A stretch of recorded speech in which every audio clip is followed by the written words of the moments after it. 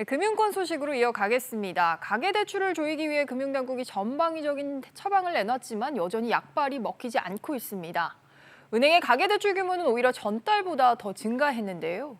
이르면 다음 주에 대출을 더 옥죄기 위한 강력한 대책이 나올 수 있을 것으로 보입니다. 이 소식도 들어보겠습니다. 김창섭 기자. 네, 김창섭입니다. 지난달에도 은행권 가계대출 규모가 또 늘었다면서요? 그렇습니다. 지난 9월 은행권 가계대출은 한 달 전보다 6조 5천억 원가량 늘었습니다.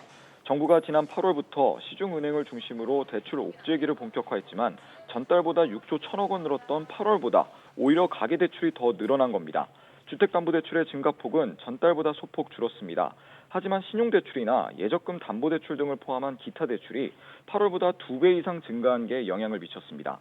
지난달 말 기준 은행권 가계대출 규모는 총 1,052조 7천억 원으로 4달 연속 증가하며 사상 최고치를 다시 썼습니다.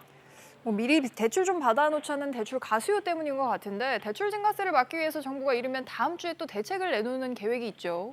네, 그렇습니다. 대책 중 하나로 전세 대출 규제가 포함될 것으로 보입니다. 지난달 늘어난 은행 대출의 88%가 전세자금 대출을 포함한 주택담보대출이기 때문입니다. 전세 대출도 소득 범위 안에서만 빌릴 수 있도록 하는 방안 등이 거론되는 것으로 알려졌습니다. 또 총부채 원리금 상환 비율, DSR 규제를 강화하거나 내후년까지 단계적으로 추진하기로 했던 일정을 앞당기는 방안이 나올 수도 있는데요.